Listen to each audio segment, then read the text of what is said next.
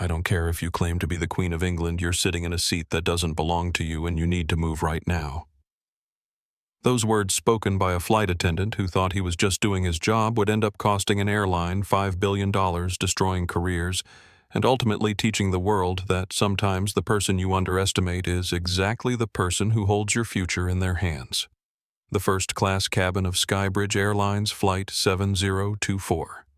hummed with the quiet efficiency of money, where leather seats cost more per hour than most people earned in a week, and the only sounds were the gentle clink of crystal glasses and the soft rustle of financial newspapers being turned by manicured hands. Victoria Chen adjusted her position in Seat 1. Her charcoal Armani blazer perfectly tailored, her dark hair pulled back in a style that suggested both elegance and no-nonsense professionalism, though at 48 she had learned that first impressions in her world were often colored by assumptions that had nothing to do with her qualifications. On the tray table before her sat a stack of documents thick enough to prop open a door, each page stamped with the kind of legal language that could make or break entire corporations. But the folder that mattered most bore a simple label in red ink that read, Project Lifeline, Skybridge Restructuring. Because Victoria Chen wasn't just any passenger on this flight to London, she was quite literally the only thing standing between Skybridge Airlines and complete financial collapse. As the CEO of Meridian Capital, one of the most powerful private equity firms on Wall Street, Victoria controlled investment portfolios that could buy and sell companies like groceries, and today's 8-hour flight to London was supposed to culminate in her signing the papers that would inject $5 billion into Skybridge Airlines, effectively purchasing their debt and saving them from the bankruptcy that loomed just 72 hours away. She sipped her sparkling water, declined the champagne that other passengers were enjoying, and reviewed the merger documents one more time. Because this wasn't just business for her, this was about creating jobs, preserving livelihoods, and demonstrating that companies could be saved without destroying the people who depended on them. The irony wasn't lost on her that she was flying on the very airline she was about to rescue, though she had specifically chosen to fly commercial rather than take her private jet because she believed in understanding the companies she invested in from the ground up,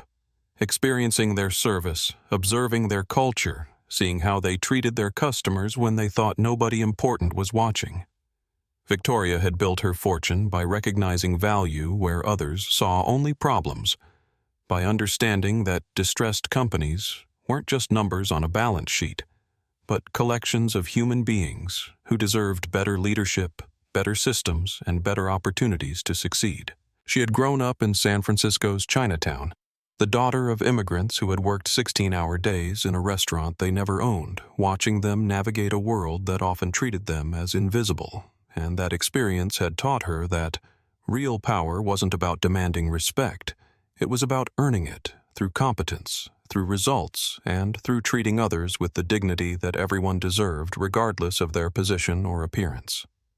Now, as she sat in first class reviewing documents that could determine the fate of 40,000 jobs, Victoria represented everything her younger self had dreamed of becoming: a woman who could walk into any boardroom in the world and command attention, not because of her background or her connections, but because of her track record of turning around failing companies and creating value where others had given up hope. She checked her watch, noting that the flight was already running 20 minutes behind schedule, and made a mental note to ask about operational efficiency during her meetings with Skybridge's management team, because punctuality was often a reflection of deeper cultural issues that needed to be addressed. The other passengers in first class were exactly what you'd expect to find on a transatlantic business route. Mostly older white men in expensive suits reading the Wall Street Journal. A few women who carried themselves with the confidence that came from corner offices and 7-figure salaries, and the occasional younger executive trying to look more important than they actually were by talking too loudly on their phones about deals that probably weren't as significant as they pretended. Victoria had learned long ago not to engage in the subtle pecking order games that often played out in premium cabins, preferring to focus on her work while observing the dynamics around her, because understanding human behavior was just as important as understanding financial statements when it came to evaluating companies and their cultures. Jerome Washington had been working for Skybridge Airlines for 20 years, ever since he'd left the Air Force, with an honorable discharge and a deep appreciation for structure, hierarchy, and the importance of following procedures exactly as they were written. Because, in his experience, chaos happened when people started making exceptions to the rules, and chaos in the sky could be deadly in ways that passengers never fully understood. At 52, he carried himself with the bearing of a man who had seen enough of the world to know that order wasn't something you could take for granted. It was something you had to maintain through constant vigilance and the willingness to make difficult decisions, even when they weren't popular. As the senior cabin manager on Flight 7024, Jerome took pride in running what he considered to be the most disciplined crew in Skybridge's fleet, where flight attendants knew their responsibilities, passengers received consistent service, and problems were addressed before they could escalate into the kind of incidents that created headlines and damaged the airline's reputation. He had worked his way up from entry-level positions through determination and an unwavering commitment to excellence, earning the gold wings on his uniform through years of perfect attendance, customer service awards, and a spotless safety record that reflected his military background and his belief that attention to detail could mean the difference between life and death at 35,000 feet. Jerome's approach to passenger service was built around what he called appropriate standards, which meant that everyone was treated courteously and professionally, but also that certain expectations came with certain privileges, and part of his job was making sure that the people who paid for first-class service received the exclusive experience they had purchased. In his mind, this wasn't about discrimination or prejudice. It was about maintaining the value proposition that kept premium customers loyal to Skybridge. Because when you charged $20,000 for a seat, those customers expected that not just anyone could walk up from economy and claim the same amenities. Today's flight manifest showed the usual mix of corporate executives, wealthy retirees, and the occasional celebrity assistant booking their boss's travel. But as Jerome conducted his pre-flight inspection of the first-class cabin, he found himself noticing the woman in seat 1. With what he told himself was professional attention to detail rather than suspicion. Victoria Chen certainly dressed the part of a first-class passenger. Her clothing was clearly expensive. Her posture suggested confidence and education, and she was reviewing what appeared to be serious business documents. But something about the situation triggered Jerome's instincts in a way he couldn't quite articulate. Perhaps because, in his 20 years of experience, he had developed what he considered to be a reliable sense of who belonged in certain spaces and who might be taking advantage of system errors or upgraded without proper authorization. The presence of 14-year-old Aiden Kim in seat 3D added another layer of complexity to Jerome's assessment of the cabin dynamics, because unaccompanied minors always required special attention, and this particular teenager seemed unusually observant. His dark eyes tracking the interactions between passengers and crew with an intelligence that suggested he was processing more than most adults gave kids credit for understanding. Aiden was traveling to London for an international science competition, his laptop bag covered with pins from various academic programs. And while Jerome appreciated the boy's politeness and maturity, he also noticed that Aiden seemed particularly interested in watching how the crew handled different passengers, as if he were conducting some kind of social experiment about fairness and authority. Jerome had learned to trust his instincts over the years, and right now those instincts were telling him that this flight might present challenges that would test his ability to maintain order while ensuring that all passengers received appropriate service according to their ticket class and status level. He believed deeply in treating everyone with respect, but he also believed that respect meant acknowledging differences in what people had paid for and ensuring that those who had invested in premium service received the exclusive experience they had purchased, because anything less would be unfair to the passengers who had made financial sacrifices to afford first-class accommodations. As he reviewed his crew assignments and prepared for what should have been a routine transatlantic flight, Jerome Washington had no idea that the decisions he would make in the next hour would destroy his career, cost his airline billions of dollars, and ultimately force him to confront uncomfortable truths about the difference between following rules and doing what was right, because sometimes the most expensive mistakes are the ones that seem completely justified at the moment you make them. Richard Caldwell burst through the jetway door with the kind of aggressive energy that comes from a man who has spent his entire career using volume and intimidation to get what he wants. His expensive suit wrinkled from whatever drama had delayed his arrival at the gate, his red face suggesting either a rushed sprint through the terminal or the kind of blood pressure that comes from years of treating service workers like personal assistants who existed solely to solve his problems. At 61, Richard had built a successful law practice by never accepting no as an answer, by demanding that inconveniences be smoothed over by people whose job descriptions supposedly included making his life easier, and by operating under the assumption that his platinum status with Skybridge Airlines meant that he should never have to experience the same frustrations as ordinary travelers. "There's been a mistake with my seat assignment," Richard announced to Jerome before he had even reached the first-class cabin, his voice carrying the kind of authority that expected immediate compliance rather than questions or explanations, because in Richard's world, problems were always someone else's responsibility to fix, and solutions were always supposed to appear quickly enough to minimize his inconvenience. He held up his phone displaying a boarding pass for seat 1.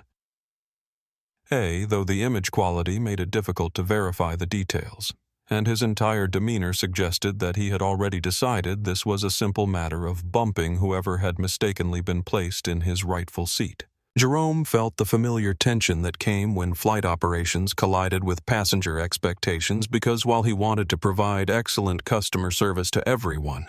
he also knew that seat assignments were managed by sophisticated computer systems that rarely made the kind of obvious errors that passengers sometimes claimed, and resolving disputes required careful verification rather than assumptions about who was right and who was wrong.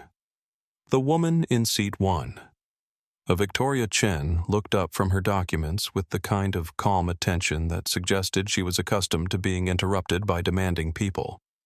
though her expression remained neutral as she waited to see how this situation would be handled by the crew. Aiden Kim watched the developing confrontation with the kind of focused attention that teenagers bring to adult conflicts, his young mind already processing the dynamics of power assumption and fairness that were playing out in the expensive real estate of first class. Because even at 14, he could recognize the difference between legitimate problems and the kind of manufactured urgency that some adults use to pressure others into giving them special treatment. He had been raised by parents who taught him that watching how people treated service workers revealed more about their character than any resume or title ever could, and right now he was seeing a masterclass in the kind of behavior that his parents had taught him to recognize and reject. "Sir, let me check our manifest and see what options we have available," Jerome replied to Richard, his training taking over even as his instincts told him that this situation was more complicated than a simple computer error, because experienced passengers rarely made basic mistakes about their seat assignments, and the woman currently in 1A had already shown him a boarding pass that clearly indicated her right to that particular seat. The professional thing to do would be to verify both claims, contact the gate agent who had processed the boarding passes, and resolve the conflict through proper channels, rather than making assumptions about who deserved priority based on their appearance, their attitude, or their perceived importance. But Richard Caldwell had not built a successful career by waiting for other people to follow proper procedures, and his next words carried the kind of impatience that was designed to pressure service workers into taking shortcuts rather than doing their jobs thoroughly. Because in his experience, most problems could be solved by making it clear that delay would result in complaints to management, negative reviews, and the kind of consequences that airline employees wanted to avoid. "Look, I've been flying first class on this route for 15 years. I know exactly what seat I booked, and I don't have time for bureaucratic nonsense when the solution is obvious," he said,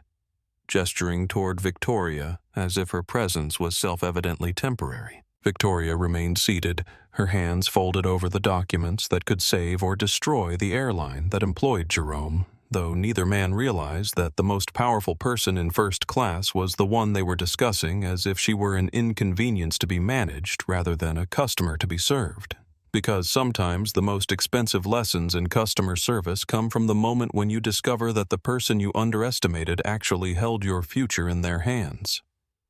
Aiden continued to watch his teenage sense of justice, already troubled by what seemed like a predetermined outcome based on assumptions that had nothing to do with tickets, boarding passes, or the actual facts of the situation. Jerome Washington found himself in the position that airline employees dread most, caught between two passengers who both claimed legitimate rights to the same seat, but with the additional pressure of a demanding customer whose body language and tone suggested that any delay in resolving this situation in his favor would result in the kind of complaints that could damage Jerome's perfect service record and potentially affect his upcoming performance review.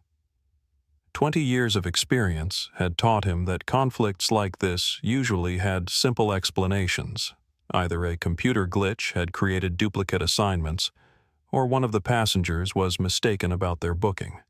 But as he looked between Richard Caldwell's impatient scowl and Victoria Chen's calm professionalism, Jerome realized that his next decision would establish who he believed deserved priority treatment. Richard had positioned himself slightly behind Victoria's seat,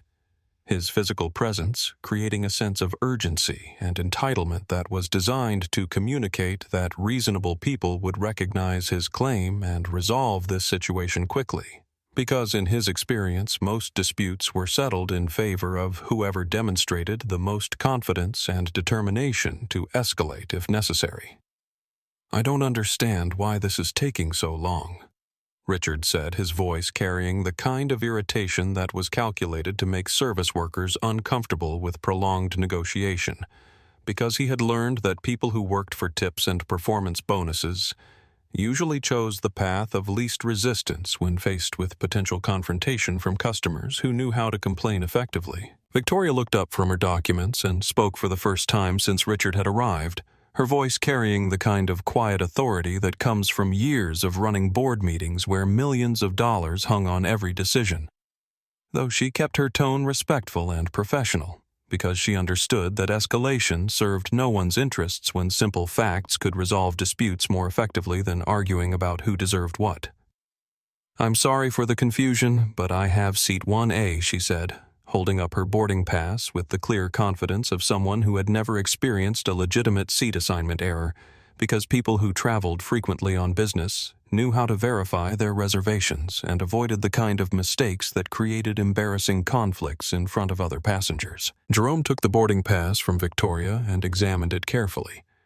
noting that every detail appeared correct from the flight number to the departure time to the specific seat assignment. But Richard's presence behind him created pressure to find a solution that would satisfy the more vocal customer rather than spending time on detailed verification that might delay departure and create additional complications. His military training had taught him the importance of following procedures exactly as written, but his airline experience had taught him that customer service sometimes required flexibility and creative problem-solving, especially when dealing with premium passengers who had paid significant money for exclusive service and expected their problems to be resolved quickly and discreetly. Aiden Kim watched this interaction with the kind of focused attention that teenagers bring to situations where adult behavior contradicts the fairness principles they've been taught to respect, because even at 14 he could recognize that this conflict wasn't really about seat assignments. It was about power assumption, and the way some people expected their desires to take priority over established facts simply because they projected more confidence or demanded louder resolution.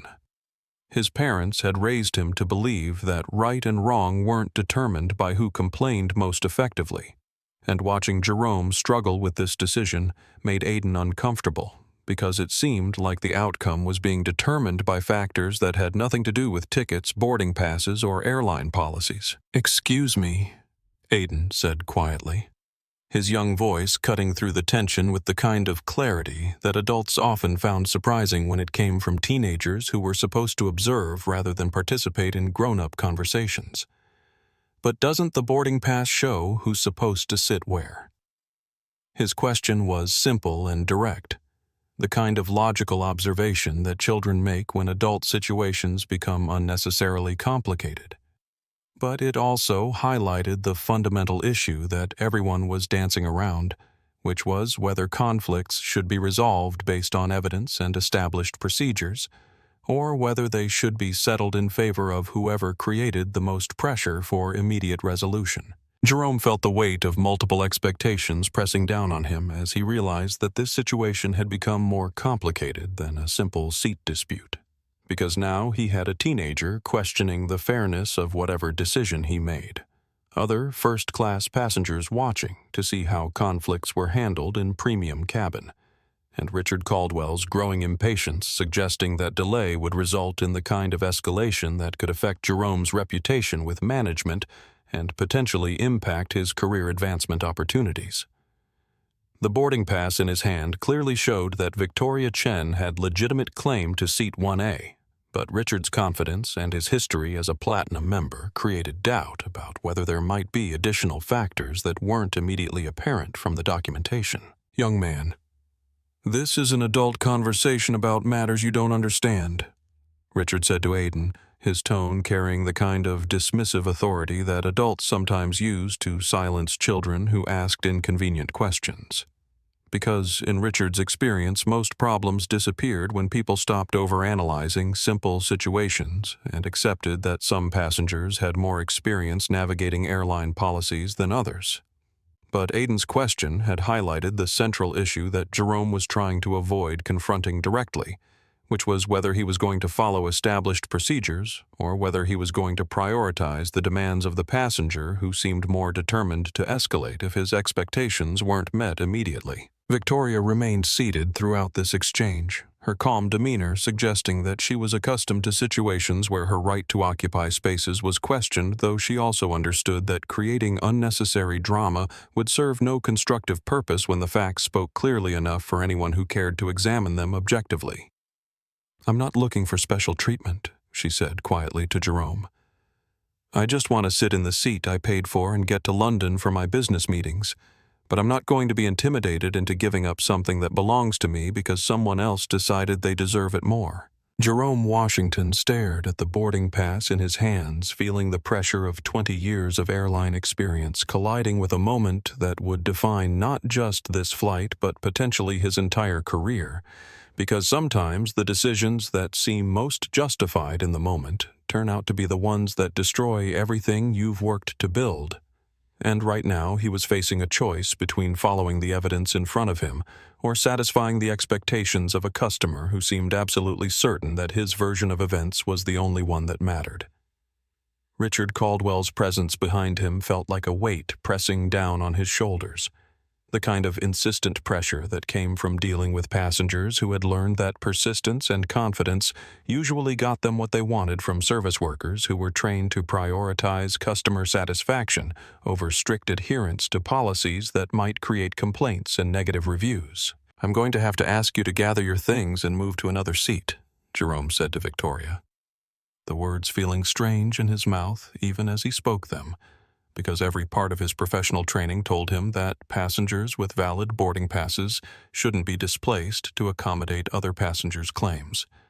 But Richard's certainty about his seat assignment combined with Jerome's desire to avoid the kind of escalated confrontation that could disrupt the entire cabin and potentially delay departure for all passengers.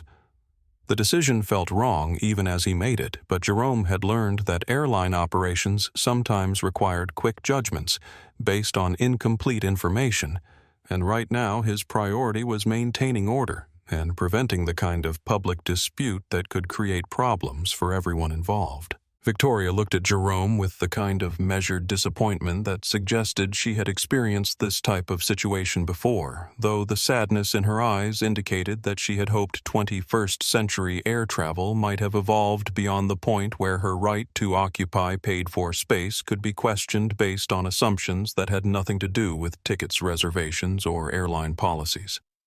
"I'm not moving," she said quietly, her voice carrying the calm authority of someone who had spent decades fighting battles, where backing down meant accepting that some people's comfort mattered more than other people's rights. "Because I belong in this seat. I paid for this seat, and moving would validate the assumption that I don't deserve to be here." The tension in first-class cabin shifted from uncomfortable to genuinely dangerous as Jerome realized that Victoria's refusal to comply with his request meant that he would have to choose between backing down from his decision, which would undermine his authority and potentially create problems with Richard, or escalating the situation in ways that could turn a simple seat dispute into the kind of incident that generated headlines and damaged the airline's reputation. Richard sensed Jerome's hesitation and decided to apply additional pressure because, in his experience, most service workers would choose the path that avoided prolonged confrontation with demanding customers who knew how to make complaints effectively. "If she won't listen to reason, then call security,"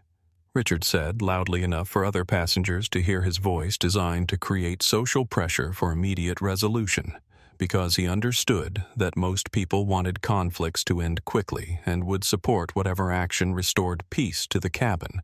regardless of whether that action was based on facts or merely on the desire to eliminate disruption. "I have a platinum status with this airline. I've been a loyal customer for 15 years, and I don't think it's too much to ask that seat assignments be honored properly." Aiden Kim felt his stomach tighten as he watched the situation spiral beyond anything he had experienced in his 14 years of life. Because while he had seen adults behave badly before, he had never watched someone with authority choose to support what seemed obviously wrong, simply because it was easier than standing up to a demanding person who was creating pressure for immediate resolution. "This isn't fair," Aiden said, his young voice carrying the kind of moral clarity that adults sometimes found uncomfortable when it highlighted the ethical compromises they were making for the sake of convenience or conflict avoidance. Jerome's military background had taught him that maintaining order sometimes required difficult decisions, but it had also taught him the importance of following proper procedures and basing judgments on evidence rather than assumptions. And right now, he was violating everything he claimed to believe about fairness and professional conduct, because he had allowed Richard's pressure tactics to override his commitment to treating all passengers according to established policies rather than their ability to demand special treatment. The call to airport security felt like crossing a line that he couldn't uncross,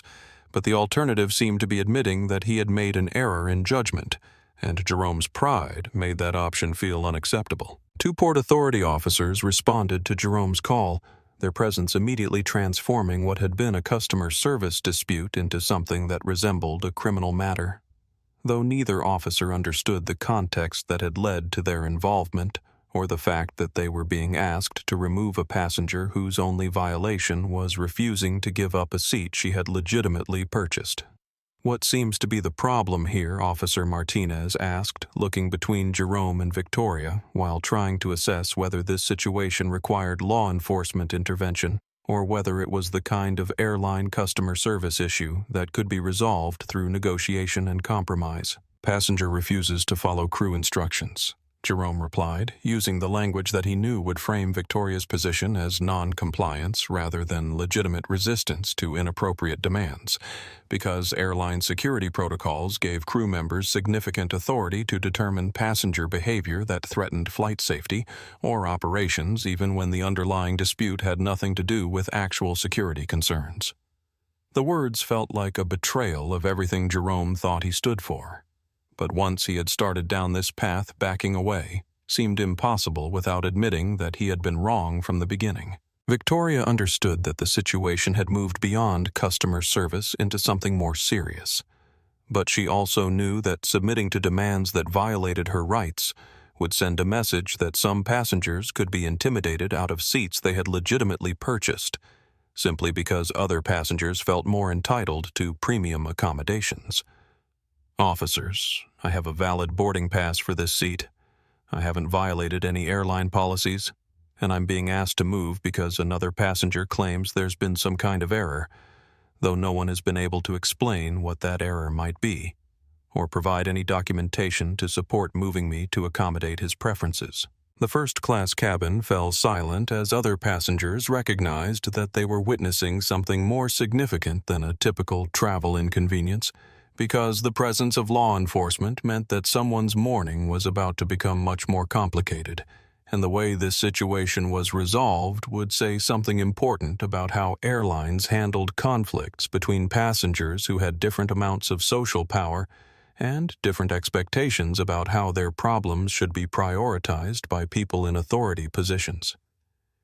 Aiden pulled out his phone and began recording his teenager's instinct telling him that moments like this needed to be preserved,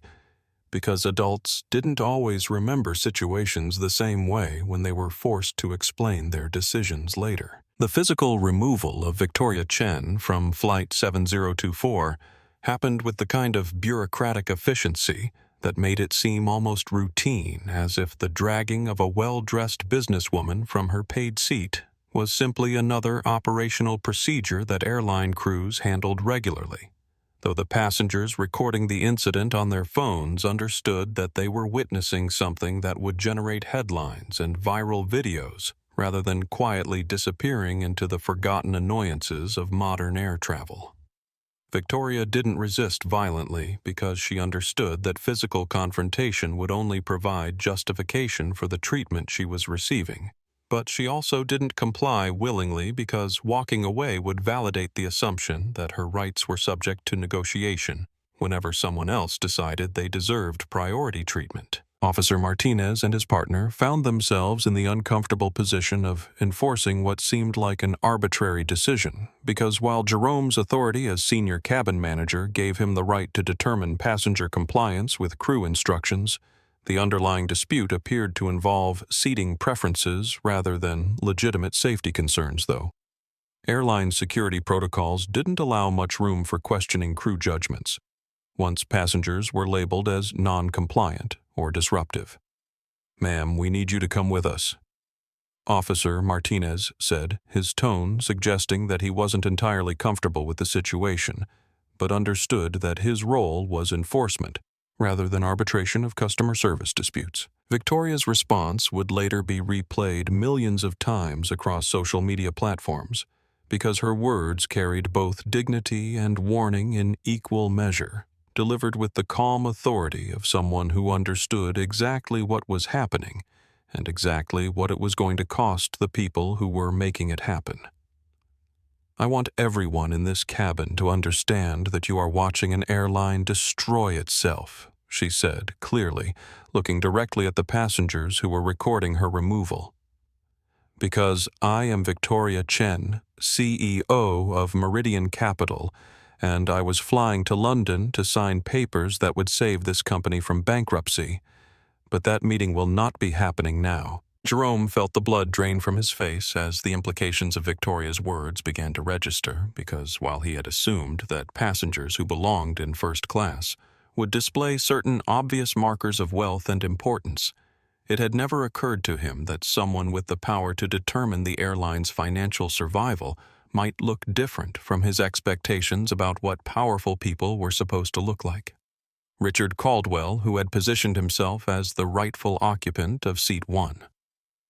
He suddenly found himself responsible for an escalation that had moved far beyond seat assignments into territory that could affect the livelihoods of thousands of Skybridge Airlines employees. Aiden Kim continued recording as Victoria was escorted from the plane, his 14-year-old mind trying to process how a situation that had started with a simple question about fairness had evolved into what appeared to be a catastrophic business decision, because even teenagers understood that removing someone who could save your company from bankruptcy was the kind of mistake that created consequences far beyond the immediate satisfaction of avoiding conflict in first class.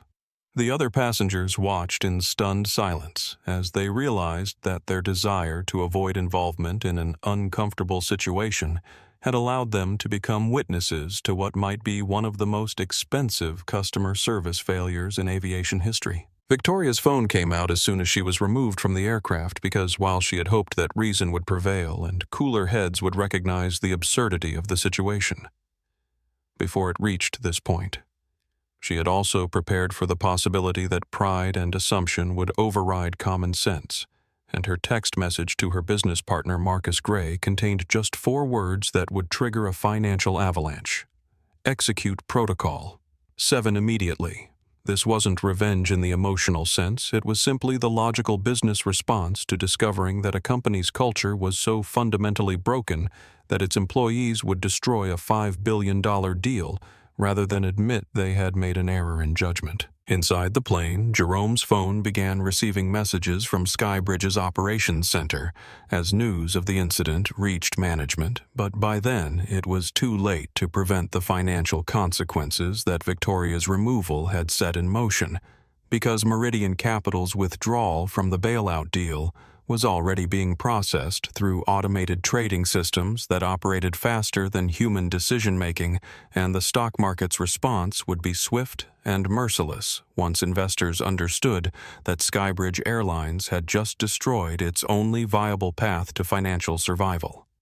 Richard Caldwell settled into seat 1A with a satisfaction that would last approximately 30 minutes until news alerts on other passengers' phones began reporting the collapse of Skybridge's stock price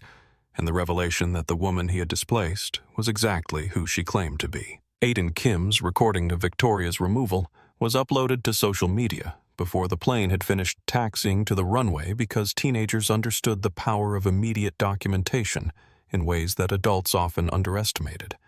and his video would eventually accumulate millions of views as people around the world watched a masterclass in how assumptions, prejudice, and poor decision-making could destroy a company's future in the time it took to drag someone from their paid seat.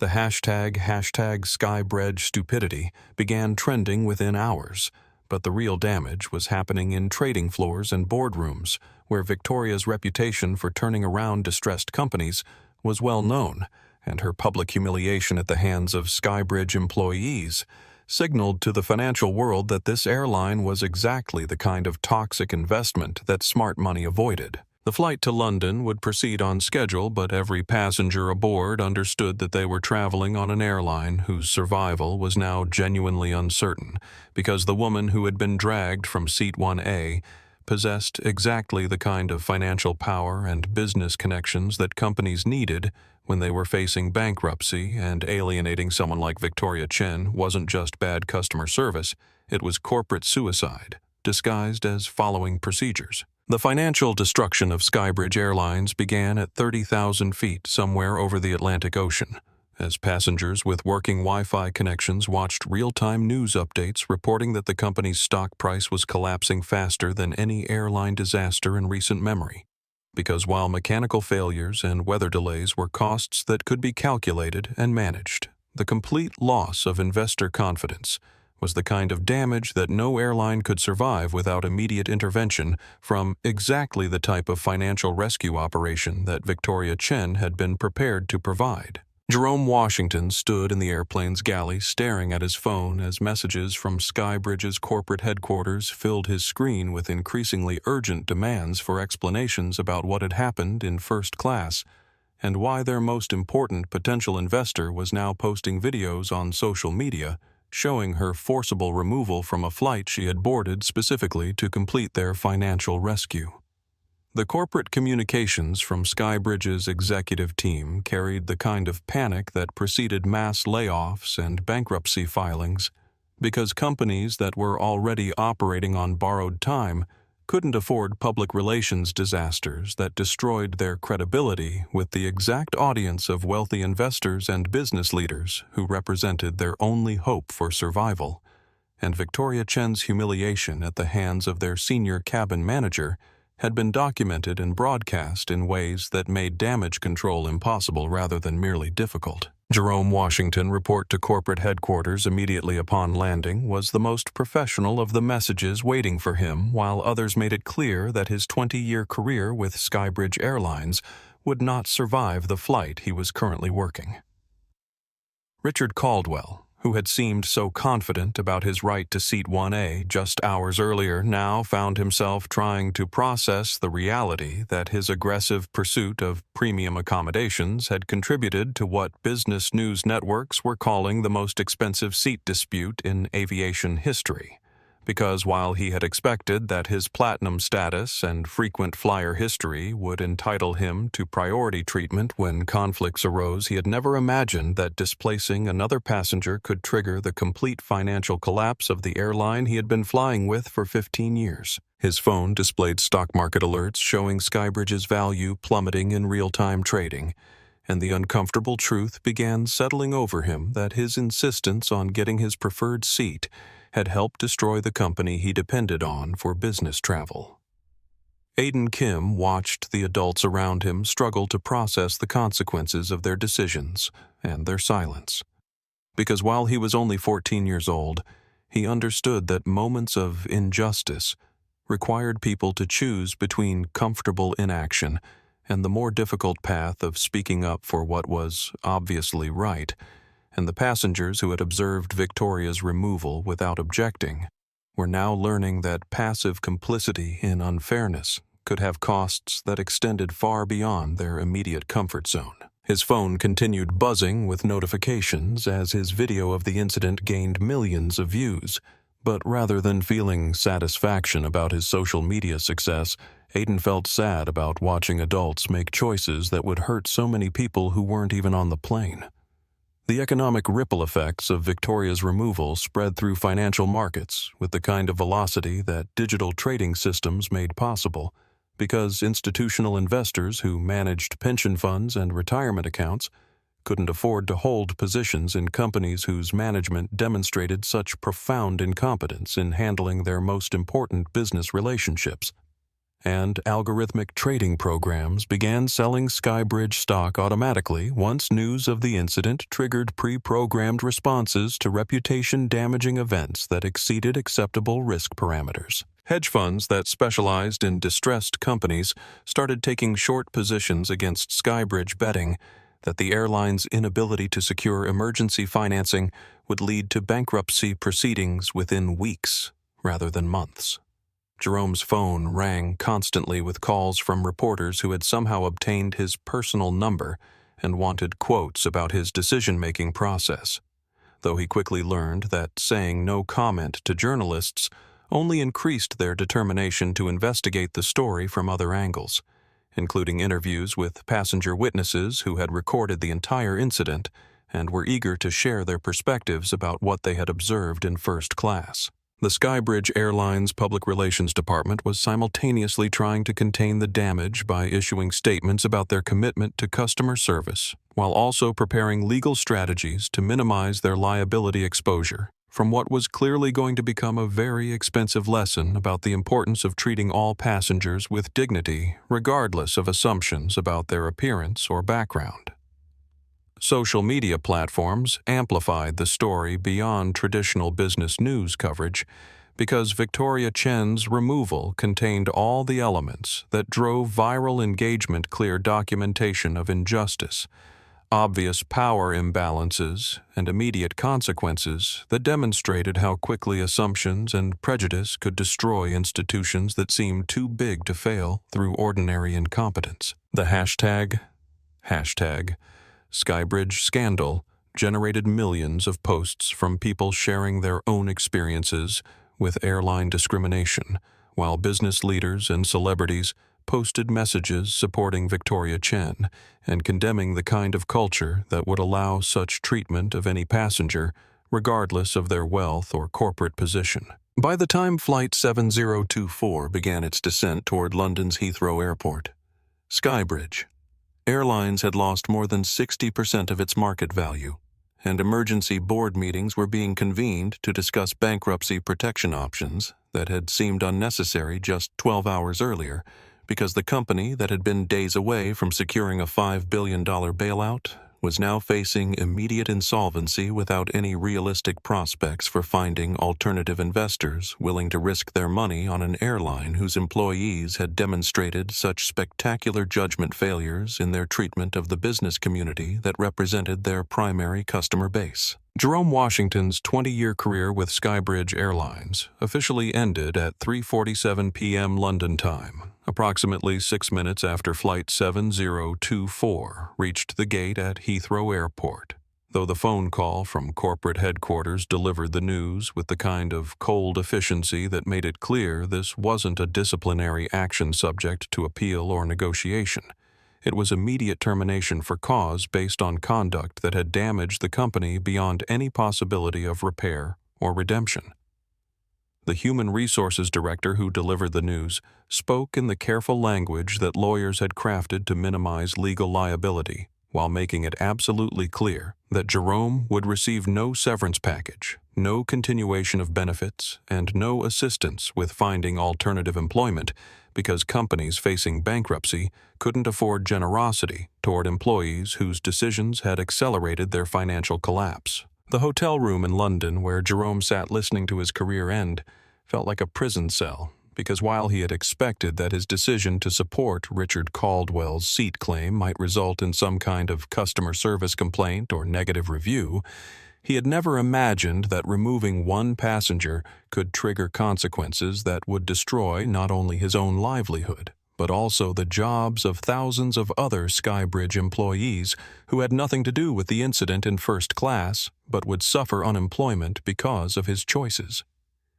His phone displayed dozens of missed calls from mortgage companies, credit card companies, and other creditors who had somehow learned about his termination within hours and were already beginning the collection processes that would strip away everything he had worked 20 years to build. Back in the United States, Jerome's wife, Sarah Washington, was dealing with her own version of the crisis because the viral video of Victoria Chen's removal had included clear footage of Jerome's face and name tag, making him instantly recognizable to millions of viewers who were expressing their outrage about airline discrimination through social media campaigns that included personal attacks on the employees involved in the incident and their family's home address. Had been posted online by internet vigilantes who believed that public shaming was appropriate punishment for what they saw as obviously racist behavior. Sarah had already received threatening phone calls from strangers who demanded that Jerome be fired immediately, though she learned about his termination from news reports rather than from her husband, who was too ashamed to call and explain how his split-second decision had destroyed their financial security and made them both targets of public hatred. Victoria Chen, meanwhile, was experiencing her own complex emotional response to the situation she had triggered, because while her business instincts told her that Skybridge Airlines deserved every consequence they were experiencing for their treatment of her and their broader culture of assumption and prejudice, her personal values included empathy for working people who were suffering because of decisions made by management and training policies that had clearly failed to prepare employees for situations involving unconscious bias and customer conflicts. She understood that Jerome Washington was both a victim and a perpetrator, someone whose 20-year career had been destroyed by a moment of poor judgment that reflected larger problems with airline culture and social conditioning, rather than personal malice or intentional cruelty. The employees at Skybridge Airlines who had nothing to do with Flight 7024 found themselves facing unemployment and financial ruin because of an incident they had only learned about through news coverage. And many of them struggled to understand how their company could collapse so quickly based on one customer service failure, no matter how public or embarrassing it had become through viral video coverage and social media outrage. Pilots who had devoted their entire careers to aviation suddenly faced the prospect of competing with hundreds of other unemployed aviators for positions with airlines that were already fully staffed, while ground crew workers and gate agents worried about supporting their families during what could be months of unemployment while Skybridge worked through bankruptcy proceedings. Aiden Kim, who had documented the original incident, felt increasingly uncomfortable with his role in amplifying a story that was destroying so many lives, because while he still believed that Victoria Chen had been treated unfairly, and that the adults on the plane should have spoken up to prevent her removal, he was also beginning to understand that viral social media campaigns often created punishments that were far more severe than the original offense deserved, and that public shaming could destroy people's lives in ways that didn't necessarily serve justice or prevent similar problems in the future.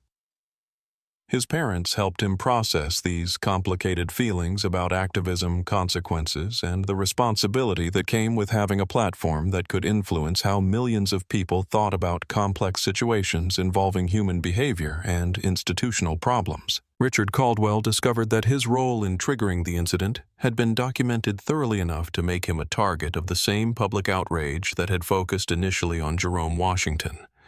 and his law practice began losing clients who didn't want to be associated with someone whose aggressive behavior toward airline staff had contributed to a viral incident about discrimination and corporate culture, because even wealthy professionals understood that being connected to controversial figures could damage their own reputations in ways that affected their business relationships and social standing within their communities. The seat he had fought so hard to obtain had cost him far more than the first-class fare he thought he was entitled to based on his frequent flyer status. The psychological impact on all the participants began manifesting in ways that reminded everyone involved that real-life consequences of viral internet fame were far more complicated and long-lasting than the temporary satisfaction of seeing justice served through social media campaigns. Because while the immediate outrage felt appropriate and necessary, the human cost of destroying careers and livelihoods created moral questions about proportionality, forgiveness, and the possibility of redemption that were much more difficult to answer than simple questions about right and wrong behavior in first-class cabins. 3 months after the incident that had destroyed his career and made his name synonymous with airline discrimination, Jerome Washington sat in his mother's kitchen in Cleveland, Ohio, staring at another rejection letter from an airline that had seemed interested in his experience and qualifications until they realized who he was and what he had become famous for. Because the aviation industry was small enough that everyone knew about the Flight 7024 incident, and no company wanted to hire someone whose face was permanently associated with the kind of public relations disaster that could cost billions of dollars and destroy decades of carefully built corporate reputation. The financial consequences of his termination had cascaded through every aspect of his life, forcing him to sell his house, surrender his car, and move in with family members who were generous enough to help, but couldn't hide their disappointment in his choices and their frustration with the way his problems had become their problems. The internet never forgot, and Jerome discovered that his involvement in Victoria Chen's removal had been documented so thoroughly that even entry-level positions in completely unrelated industries were closed to him, because employers routinely conducted social media background checks on potential hires, and his name was permanently linked to videos, news articles, and commentary that painted him as someone whose judgment and character made him unsuitable for any position requiring customer interaction or decision-making authority. He had tried changing his name on job applications, but his social security number and employment history always revealed his identity, and the conversation would end as soon as hiring managers realized they were talking to the man who had dragged a billionaire off an airplane, rather than admitting he had made a mistake. Victoria Chen, meanwhile, was struggling with her own complicated feelings about the consequences of her business decision to withdraw from the Skybridge bailout, because while she had every right to protect her investments and refuse to support a company whose culture demonstrated such fundamental problems, she also understood that her actions had resulted in unemployment for thousands of people who had never done anything wrong except work for an airline whose management had failed to train employees appropriately for situations involving unconscious bias and customer conflicts. Her wealth and success provided cushioning from the kind of financial devastation that Jerome and other Skybridge employees were experiencing, but they didn't protect her from the psychological weight of knowing that her response to personal humiliation had created suffering for people who were just trying to support their families through honest work. The bankruptcy proceedings for Skybridge Airlines moved forward with the methodical efficiency that characterized corporate death as lawyers and accountants divided the company's assets among creditors, while thousands of employees processed unemployment benefits and searched for new careers in an aviation industry that was already saturated with experienced workers from other failed airlines, and the media coverage had moved on to other stories, leaving behind real people whose lives had been permanently altered by decisions made during a single morning in first class. Jerome's wife Sarah had found work as a substitute teacher, but their combined income was barely enough to cover basic expenses, and the stress of financial insecurity combined with public shame had strained their marriage in ways that reminded them both how quickly stability could disappear when poor judgment intersected with viral social media coverage. Aiden Kim, now 15 years old, had experienced his own form of psychological complexity as he watched his video documentation of the incident continue generating millions of views and spawning countless discussion threads about discrimination, corporate culture, and social justice. But he had also seen how quickly internet outrage could destroy lives in ways that seemed disproportionate to the original offense, and he began questioning whether his decision to record and share the incident had served justice or simply fed a cultural appetite for public shaming that created more harm than healing. His parents encouraged him to process these feelings through volunteer work with organizations that focused on restorative justice and conflict resolution, because they wanted him to understand that addressing problems required more than just exposing them to public criticism. Richard Caldwell had largely escaped the sustained public attention that had destroyed Jerome's life, partly because his role in the incident was seen as secondary to the flight attendant's decisions, but his law practice had suffered enough client losses to force him to downsize his office and reduce his staff and his reputation. Within professional circles had been damaged in ways that would affect his career prospects for years to come, because even wealthy professionals understood that being associated with viral incidents about discrimination could damage business relationships and social standing in ways that extended far beyond the immediate controversy. He had learned that insisting on privileges and demanding special treatment could cost far more than the value of whatever he thought he was entitled to receive. The psychological toll of public shaming affected all the participants differently,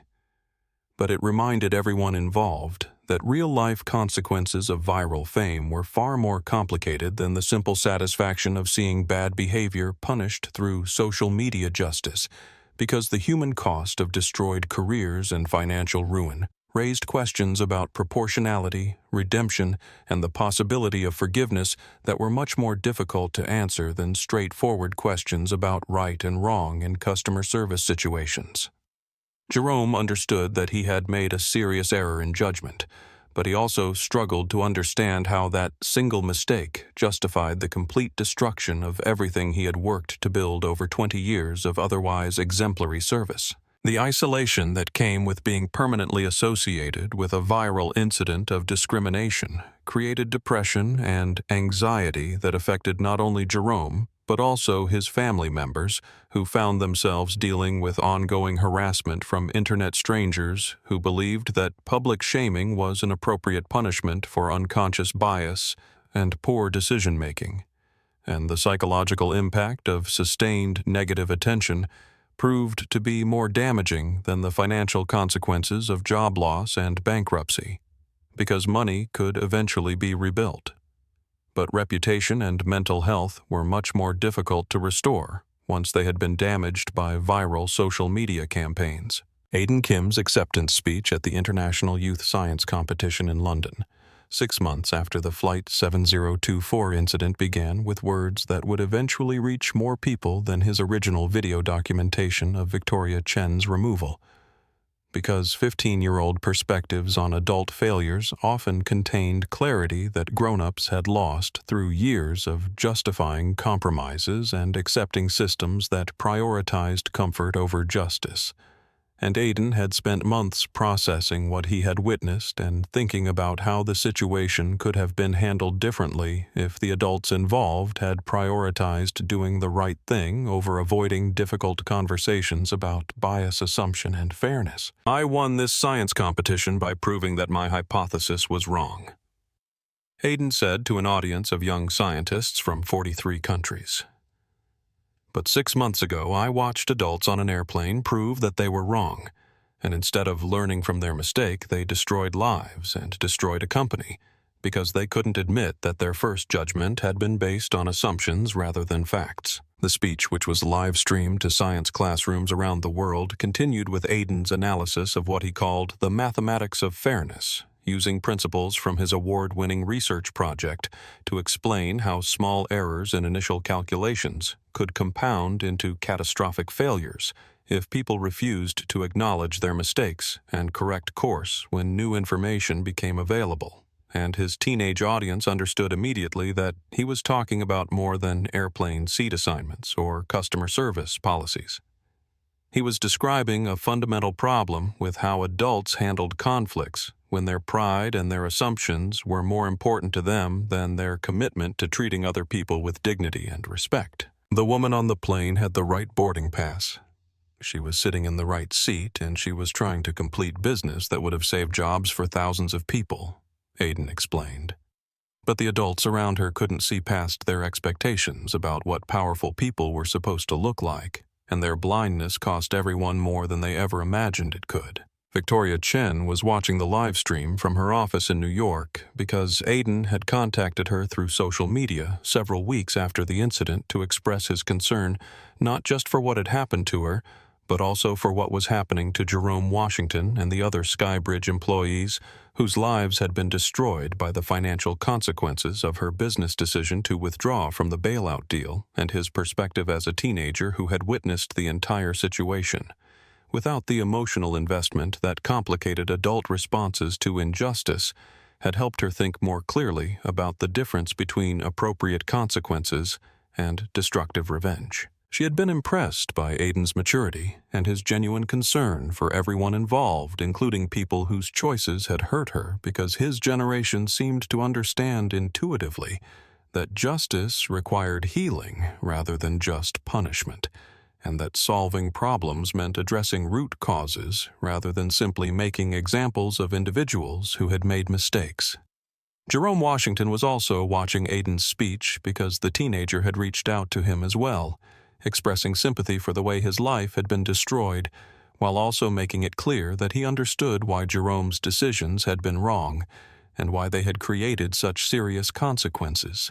and Aiden's willingness to see him as a human being who had made a serious mistake rather than as a villain who deserved unlimited punishment had been one of the few bright spots in Jerome's experience of public shame and financial ruin. I think the adults on that plane could have learned something if they had been willing to listen to each other instead of protecting their assumptions. Aiden continued in his speech because the woman who was removed had already shown them her boarding pass, which should have ended the dispute. But instead of following the evidence, they followed their biases, and that choice destroyed more than just one business meeting. It destroyed trust. It destroyed careers, and it destroyed a company that employed thousands of people who never did anything wrong. The response to Aiden's speech was immediate and overwhelming because his analysis of the Flight 7024 incident had reframed the conversation from simple questions about discrimination and justice to more complex questions about redemption, forgiveness, and the responsibility that communities have to help people learn from their mistakes rather than simply destroying them for making errors that reflected broader social problems rather than individual malice. And viewers around the world began sharing the video with messages about their own experiences with situations where poor decisions had created consequences that seemed disproportionate to the original offense. Educational institutions began incorporating Aiden's speech into curricula about conflict resolution, social justice, and the importance of evidence-based decision-making in situations where emotions and assumptions could override facts and fairness. I recorded what happened because I thought it was important for people to see how unfairness works, Aiden explained in the final section of his speech. But I also learned that recording problems doesn't solve them. Sharing videos doesn't heal relationships. And making people famous for their mistakes doesn't necessarily make the world better, if we don't also help them understand why they were wrong and how they can do better next time. His call for restorative accountability rather than destructive punishment resonated with audiences who were tired of social media campaigns that destroyed lives without creating meaningful change in the systems and attitudes that had created problems in the first place. The video of Aiden's speech reached both Victoria Chen and Jerome Washington on the same day, and both adults found themselves thinking about the teenager's question about whether the consequences of the Flight 7024 incident had served justice or simply satisfied a cultural appetite for punishment that created more harm than healing. And his suggestion that real change required bringing people together rather than driving them apart challenged them both to think about whether there might be ways to address the damage that had been done while also creating something positive from the destruction that had already occurred. Aiden's final challenge to his audience was simple but profound. If you saw something unfair happening right in front of you, would you speak up to stop it, or would you wait for someone else to handle it and then complain later about how badly the situation was managed? The question highlighted the role that passenger silence had played in allowing the Flight 7024 incident to escalate, but it also applied to countless other situations where bystander inaction allowed injustice to continue, because people chose comfort over courage when they were faced with opportunities to do the right thing, even when it was difficult or uncomfortable. Victoria Chen's decision to respond to Aiden Kim's public challenge came 3 days after his speech went viral, when she realized that the 15-year-old had articulated something she had been feeling but hadn't been able to express clearly, which was that the destruction of Jerome Washington's life and Skybridge Airlines had satisfied her anger, but hadn't healed the deeper wounds that came from experiencing discrimination, and hadn't addressed the broader cultural problems that allowed well-meaning people to make harmful decisions based on unconscious assumptions about who belonged in certain spaces and who deserved benefit of doubt when conflicts arose. Her message to Aiden was brief but sincere. You're right that recording problems doesn't solve them, and I think it's time for the adults in this situation to start acting like the grown-ups we're supposed to be, which means taking responsibility not just for what went wrong, but for figuring out how to make something better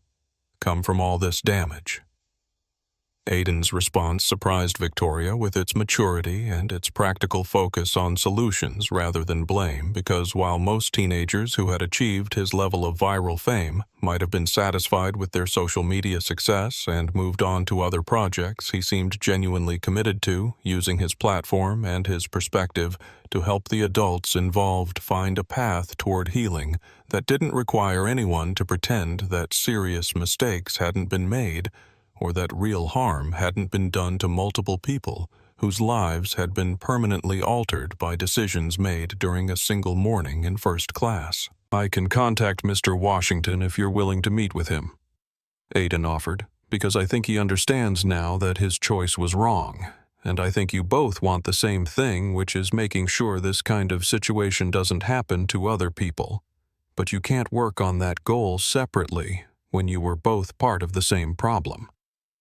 Jerome Washington's initial response to Aiden's proposal for a facilitated conversation with Victoria Chen was a mixture of terror and relief, because while the prospect of facing the woman whose humiliation had destroyed his career felt overwhelming, he also understood that living with the guilt and shame of his choices was destroying his mental health in ways that no amount of self-punishment could resolve, and that he needed to take responsibility for his actions in a more meaningful way than just accepting the financial and professional consequences that had already devastated his life. I don't know if she can ever forgive what I did, Jerome told Aiden during their phone conversation, but I need her to understand that I know I was wrong, and I need to understand why I made such a terrible decision so I can make sure I never hurt anyone like that again. The meeting was arranged for a neutral location in Chicago with a professional mediator recommended by Aiden's parents who had experience in their social work careers with facilitating conversations between people who had harmed each other and needed to find ways to move forward without pretending that damage could be undone or forgotten. But with recognition that healing required both accountability and empathy from everyone involved in situations where good intentions had collided with unconscious bias, to create outcomes that no one had intended but everyone had to live with. Victoria flew in from New York, Jerome drove down from Cleveland where he was staying with family, and Aiden joined by video conference because his parents felt that his presence might help keep the conversation focused on solutions rather than recriminations. The first hour of their meeting was the most difficult because both Victoria and Jerome had to confront the full emotional impact of the Flight 7024 incident without the protective barriers of corporate communications, legal representatives, or social media platforms that allowed people to express anger or shame without having to look directly at the human being who had been affected by their choices. And the mediator helped them understand that healing required both parties to acknowledge not just what had happened, but how it had felt to experience discrimination on one side, and to realize that unconscious assumptions had led to causing serious harm on the other side. Victoria's description of what it felt like to be dragged from a seat she had legitimately purchased was painful for Jerome to hear, but it was also necessary for him to understand the full impact of his decision-making process. Jerome's explanation of his background and his thought process during the incident helped Victoria understand that his choices hadn't been motivated by conscious malice or intentional racism, but by a combination of military training that emphasized following chain of command, customer service experience, that had taught him to prioritize avoiding conflicts with demanding passengers, and social conditioning that had shaped his assumptions about who was likely to belong in premium spaces and who might be trying to take advantage of system errors or upgrades they hadn't paid for. I thought I was being professional and following procedures, Jerome explained, but I realize now that I never actually verified the facts. I just made assumptions based on what seemed most likely to be true, and I chose to support the passenger who seemed more confident and demanding rather than the passenger who was actually right. Victoria's response to Jerome's explanation demonstrated the kind of emotional intelligence that had made her successful in business negotiations where all parties needed to feel heard and respected, even when they disagreed about important issues, because she acknowledged that his mistakes had been costly and harmful, while also recognizing that understanding the root causes of those mistakes was essential for preventing similar problems in the future. "I believe that you didn't intend to discriminate against me," Victoria said, "but I also need you to understand that impact matters more than intention when it comes to how discrimination affects people's lives, and that good intentions don't erase the damage that comes from making assumptions about people based on their appearance or their perceived social status." The conversation continued for several hours as both participants worked through the complex emotions and practical considerations involved in moving from mutual harm toward collaborative healing, and Aiden's occasional questions and observations helped them stay focused on the goal of creating something positive from their shared experience rather than getting stuck in cycles of blame and defensiveness that could prevent them from finding common ground. By the end of their meeting, both Victoria and Jerome understood that they had an opportunity to address the broader cultural problems that had created the conditions for their conflict,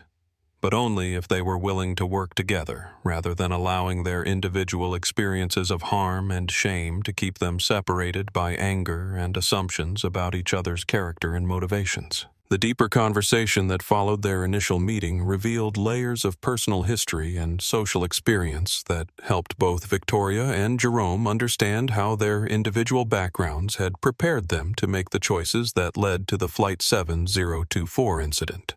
Because while personal responsibility was important, healing also required acknowledging the broader context of cultural conditioning and institutional training that had shaped their assumptions and responses in ways that neither of them had fully recognized until they were forced to examine their decision-making processes in the aftermath of consequences that had hurt them both, though in very different ways. Victoria shared stories about her childhood in San Francisco's Chinatown, where her parents had worked exhausting hours in a restaurant they never owned, serving customers who sometimes treated them as invisible or interchangeable, and how those experiences had taught her to recognize the subtle signals that indicated when she wasn't welcome, in spaces where other people felt they belonged naturally and without question. Jerome talked about growing up in Detroit during the city's economic collapse, when stable employment seemed like a luxury that required protection through absolute dedication to following rules and maintaining standards, and how his military service had reinforced his belief that hierarchy and order were essential for preventing chaos, though he was beginning to understand that rigid adherence to procedures could become its own form of injustice when those procedures weren't designed to handle situations involving unconscious bias or conflicts between official policies and human dignity. I thought being professional meant not questioning authority and not making exceptions to established practices, Jerome explained. But I realize now that true professionalism requires thinking critically about whether the rules I'm following actually serve the purposes they're supposed to serve, and being willing to admit when I've made mistakes based on incomplete information or flawed assumptions. Victoria's success in building Meridian Capital had been motivated partly by her desire to create enough personal wealth and professional power that she would never again have to experience the vulnerability that came from depending on other people's recognition of her worth and capabilities. But she was beginning to understand that using financial leverage to punish companies for cultural failures, while emotionally satisfying and arguably justified, didn't actually address the root causes of discrimination and bias that would continue affecting other people even after specific institutions had been destroyed as examples. I withdrew my investment from Skybridge because I was angry and because I could, Victoria admitted, but destroying the company didn't solve the problem that created our conflict. It just eliminated one business where that problem had been exposed, while thousands of other companies continue operating with the same cultural blind spots that made your assumptions seem reasonable to you. Aiden's questions during their video conference sessions helped both adults recognize patterns in their thinking that they hadn't noticed independently, because teenagers often see contradictions and inconsistencies that adults miss due to years of rationalizing their choices and adapting to imperfect systems, rather than challenging the fundamental assumptions that make those systems seem acceptable or inevitable. Ms. Chen, you said that you built your company so you'd never be powerless again, Aiden observed. But then you used that power to make Mr. Washington powerless. So how is that different from what happened to you, except that you had more resources to fight back? His question was uncomfortable for Victoria to answer, but it forced her to confront the reality that responding to injustice with disproportionate punishment might feel satisfying but didn't necessarily serve justice or create positive change. Jerome's growing understanding of how his decision-making had been influenced by unconscious assumptions about race, class, and social status was painful but also liberating, because recognizing the sources of his mistakes gave him a framework for making different choices in the future. And he began to see that taking responsibility for harm meant more than just accepting punishment. It meant committing to personal growth and social change that could prevent similar incidents from happening to other people. I never thought of myself as prejudiced, Jerome said, but I realize now that not being intentionally racist isn't the same as actively working against the biases that our society teaches all of us, and that claiming to be colorblind just meant I wasn't paying attention to how my assumptions were affecting my treatment of people who didn't look like what I expected, powerful or important people to look like. Victoria's reflection on her own response to the incident helped her understand that while she had every right to protect her business interests and refuse to support companies whose culture demonstrated serious problems, her decision to withdraw from the Skybridge bailout had been motivated as much by personal anger as by strategic business judgment, and that the destruction of thousands of jobs had created a form of collective punishment that affected people who had never done anything wrong except work for an airline, whose management had failed to address cultural problems that existed throughout the aviation industry and beyond. I told myself I was teaching a lesson about the cost of discrimination, Victoria acknowledged, but lessons that destroy innocent people's livelihoods aren't really education. They're revenge, and revenge doesn't change hearts or minds. It just creates more anger and division. The process of mutual understanding wasn't comfortable for either participant, because healing required both of them to acknowledge ways that their choices had caused harm, while also recognizing their shared humanity and their common interest in creating a world where conflicts could be resolved through dialogue and evidence, rather than assumptions and power struggles. And both Victoria and Jerome had to overcome years of conditioning that taught them to protect their reputations and justify their actions, rather than admitting mistakes and accepting responsibility for consequences that had affected other people's lives in devastating ways. But Aiden's presence in their conversations provided a reminder that future generations were watching how adults handled conflicts and mistakes, and that young people needed examples of healing and growth rather than just consequences and punishment. Victoria's proposal emerged from weeks of reflection on her conversations with Jerome and Aiden, because while she couldn't undo the damage that had already been done to Skybridge Airlines and its employees, she could use her resources and her business experience to create something positive from the wreckage of their conflict, and her idea for a comprehensive bias prevention and conflict resolution training program represented an opportunity to address the cultural problems that had created the conditions for their confrontation, while also providing Jerome with a chance to rebuild his career around work that could prevent other people from experiencing what they had both suffered. "I want to offer you a position as director of our new Dignity and Fairness Institute," Victoria said during their final mediated session, "because I think your experience with making a serious mistake and living with the consequences gives you credibility with people who need to understand why unconscious bias training matters, and your 20 years of airline experience gives you practical knowledge about how customer service policies can either support or undermine fair treatment." Jerome's initial reaction to Victoria's offer was skepticism mixed with gratitude, because while he desperately needed employment and the opportunity to contribute something positive to the world, he also worried that accepting her help might be seen as charity or as an attempt to purchase forgiveness rather than earn redemption through genuine change and hard work toward addressing the problems that had created their conflict in the first place. "I don't want people to think you're paying me to say that discrimination doesn't exist, or that companies like Skybridge were just victims of misunderstanding," Jerome said, "because what happened to you was wrong, and my choices made it worse, and I can't be part of anything that tries to minimize those facts or pretend that good intentions excuse harmful actions." Victoria's response demonstrated her understanding that meaningful change required authenticity and accountability, rather than public relations strategies designed to improve corporate images without addressing underlying cultural issues, because the training program she envisioned would be built around honest examination of how unconscious bias affected decision-making in customer service situations, workplace conflicts, and business relationships. And Jerome's role would involve sharing his story as an example of how good people could make harmful choices when they relied on assumptions rather than evidence, and when they prioritized avoiding conflict with demanding customers over protecting the rights and dignity of all customers equally. "I'm not asking you to say that what happened was a misunderstanding," Victoria clarified. "I'm asking you to help other people understand how unconscious bias works and why it's dangerous, using your experience as someone who learned the hard way that assumptions about people can destroy lives and careers." Aiden's excitement about the potential partnership between Victoria and Jerome was evident during their video conference, because his generation understood intuitively that addressing social problems required bringing together people who had been harmed and people who had caused harm, creating opportunities for mutual learning and collaborative solutions,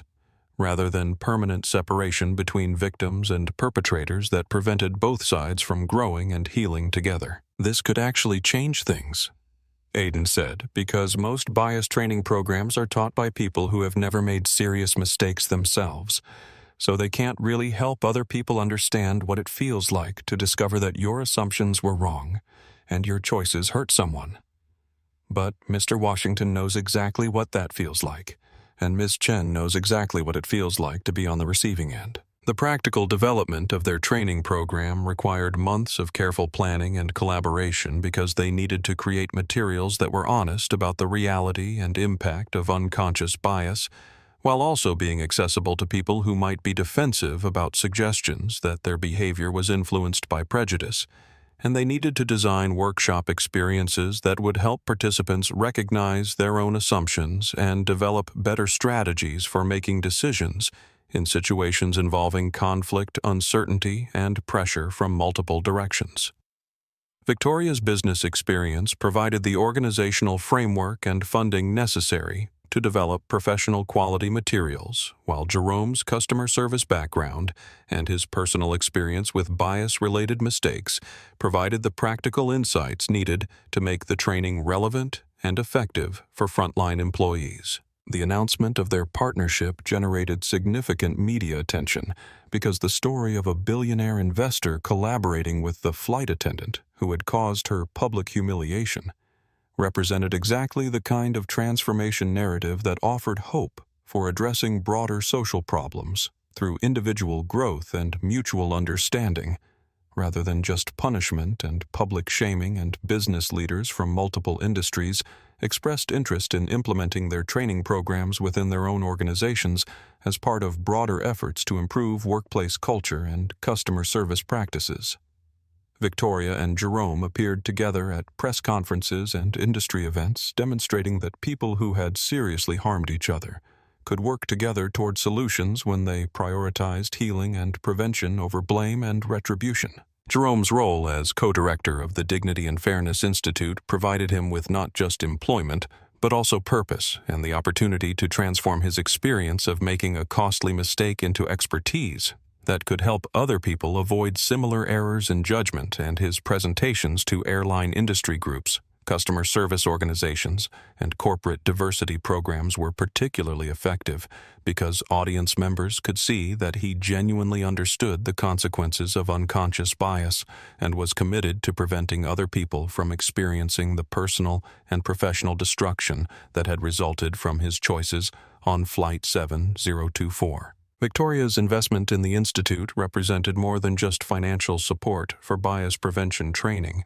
It demonstrated her commitment to addressing root causes of discrimination rather than simply punishing individual instances of unfair treatment.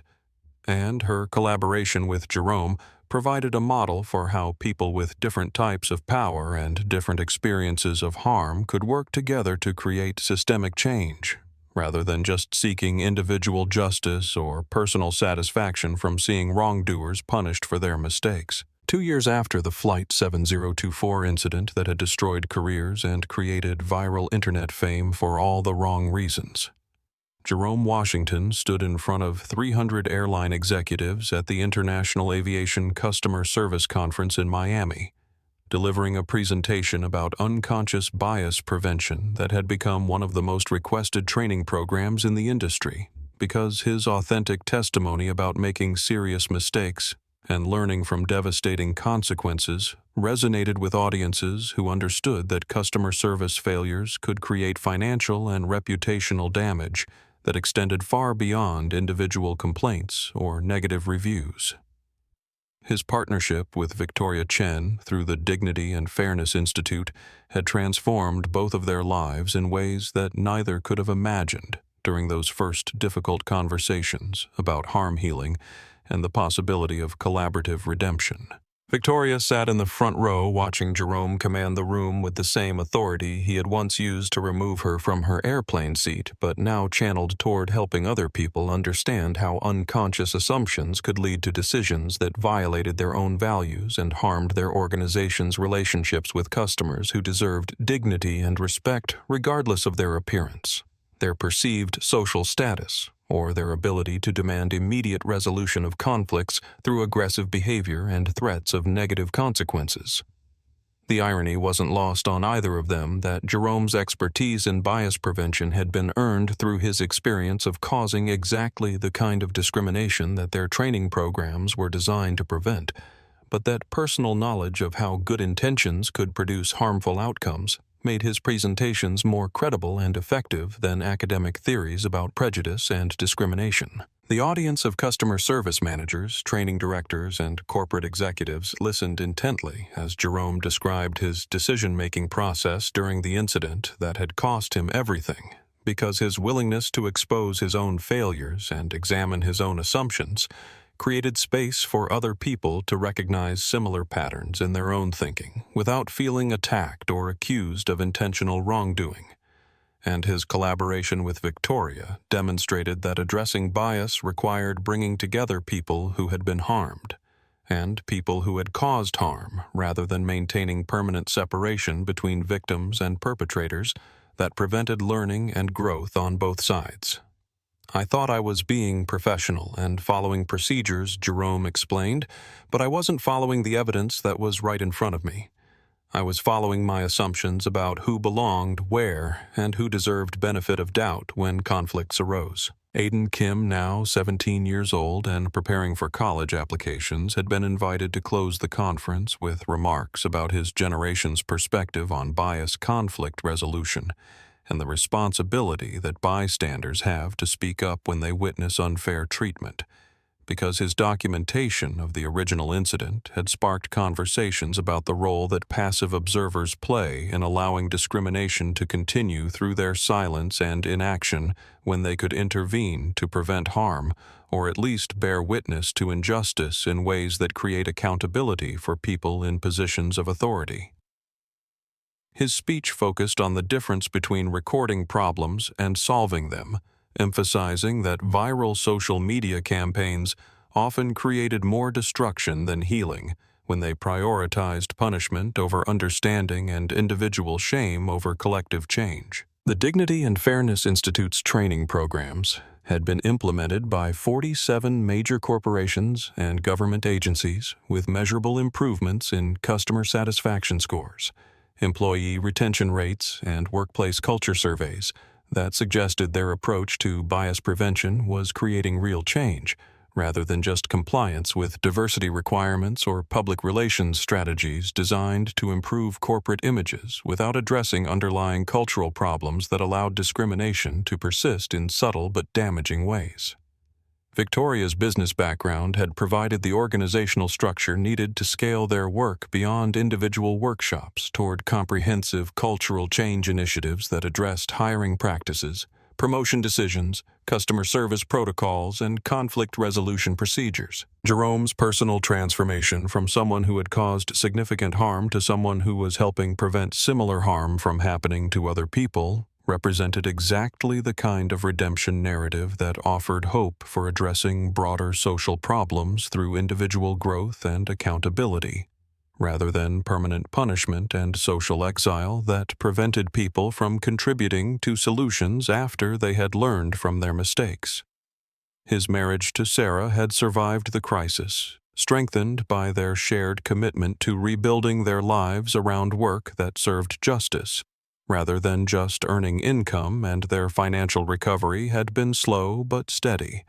as Jerome's reputation in bias prevention training created opportunities for consulting work and speaking engagements. Victoria's own growth through the process had involved learning to channel her anger about discrimination into constructive action that created systemic change rather than individual punishment. And her collaboration with Jerome had taught her that healing required empathy for people who had caused harm, as well as support for people who had been harmed, because addressing root causes of bias and discrimination required understanding how good people could make harmful choices when they operated from assumptions rather than evidence, and when they prioritized avoiding conflict over protecting fairness and dignity for everyone involved in difficult situations. The final scene took place aboard the inaugural flight of Meridian Airways, Victoria's new airline that had emerged from the ashes of Skybridge Airlines with a corporate culture built around the bias prevention principles that she and Jerome had developed through their collaboration. Because while destroying the original company had satisfied her anger about discrimination, creating a new organization that prioritized dignity and fairness for all passengers represented a more constructive response to the cultural problems that had created their original conflict, and hiring many of the former Skybridge employees who had lost their jobs due to the incident provided opportunities for redemption and growth rather than permanent punishment for mistakes they hadn't personally made. Victoria and Jerome sat together in the first-class cabin where their confrontation had begun,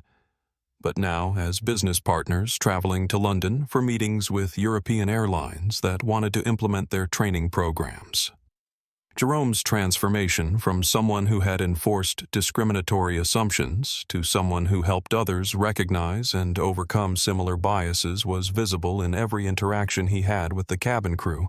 because his leadership of Meridian Airways customer service training had created a culture where conflicts were resolved through evidence and dialogue, rather than assumptions about who deserved priority treatment based on their appearance, their perceived social status, or their ability to demand immediate accommodation through aggressive behavior and threats of negative consequences. The flight attendants who worked under his supervision understood that excellent customer service meant treating all passengers with dignity and respect, while also maintaining appropriate boundaries and following safety procedures that served everyone's interests rather than just satisfying the loudest or most demanding voices. Victoria watched Jerome work with quiet satisfaction because their partnership had proved that people who had seriously harmed each other could collaborate toward solutions when they prioritized healing and prevention over blame and retribution, and their success in creating meaningful change within the aviation industry had demonstrated that addressing unconscious bias required bringing together different perspectives and experiences rather than maintaining permanent separation between people who had been hurt and people who had caused harm through their choices and assumptions. The airline they had built together was profitable and successful, but more importantly, it served as a model for how organizations could acknowledge past failures while committing to better practices that served justice and fairness rather than just avoiding complaints and negative publicity. Aiden Kim's text message to both of them during the flight expressed pride in their transformation and gratitude for their willingness to turn a moment of ugliness into an opportunity for growth and positive change, because his generation needed examples of adults who could admit mistakes, learn from consequences, and work together toward solutions rather than remaining trapped in cycles of anger and blame that prevented healing and progress. "You two proved that recording problems was just the beginning," Aiden wrote, because solving problems requires people to sit down together and figure out how to do better even when they've hurt each other, and even when forgiveness is difficult and trust has to be rebuilt slowly through actions rather than just words. The broader impact of their work extended far beyond the aviation industry because their model of bringing together people who had been harmed and people who had caused harm to collaborate on prevention and healing had been adopted by schools, healthcare organizations, law enforcement agencies, and other institutions that struggled with bias, discrimination, and conflicts between different groups whose experiences and perspectives often seemed incompatible, but whose collaboration was essential for creating change that served everyone's interests, rather than just protecting some people's comfort or maintaining traditional power structures that benefited some groups at the expense of others. Victoria and Jerome's story had become a case study in business schools and conflict resolution programs because their transformation from mutual antagonists to collaborative partners demonstrated that even serious harm could become the foundation for healing and positive change. When people were willing to examine their own contributions to problems, take responsibility for consequences, and commit to working together toward solutions that served justice, rather than just satisfying individual desires for revenge or validation of their victimhood or righteousness. The lasting message of their collaboration was that true power lay not in the ability to destroy people who made mistakes, but in the capacity to transform conflict into understanding, harm into healing, and individual suffering into collective progress toward a world where everyone was treated with the dignity and respect that all human beings deserved, regardless of their background, their appearance, or their perceived status in social hierarchies that too often determined access to fairness, opportunity, and basic human decency in situations where better choices were always possible. Victoria Chen and Jerome Washington's story reminds us that the most expensive mistakes are often the ones that seem completely justified in the moment we make them, but their transformation from enemies to partners proves that healing and justice require more than punishment and public shaming. They require the courage to admit when we're wrong, the wisdom to learn from people who think differently than we do, and the commitment to turn our worst moments into opportunities for positive change that serves everyone rather than just protecting our own comfort and assumptions. If this story moved you, please hit that like button and subscribe to our channel to see more stories about how ordinary conflicts can become extraordinary opportunities for growth and understanding when people choose healing over hatred and solutions over blame. Share your thoughts in the comments about times when you've seen bias affect decision-making, or when you've witnessed people transform conflict into collaboration through honest conversation and mutual respect. Remember that changing the world starts with changing ourselves, and that sometimes the person we underestimate or dismiss might be exactly the person who holds the key to our own growth and redemption. Because justice isn't just about consequences for wrongdoing. It's about creating conditions where everyone can learn, heal, and contribute to building a society where dignity and fairness aren't luxuries reserved for people who look and think like us, but basic rights that we protect for everyone, especially when it's difficult and uncomfortable to do the right thing.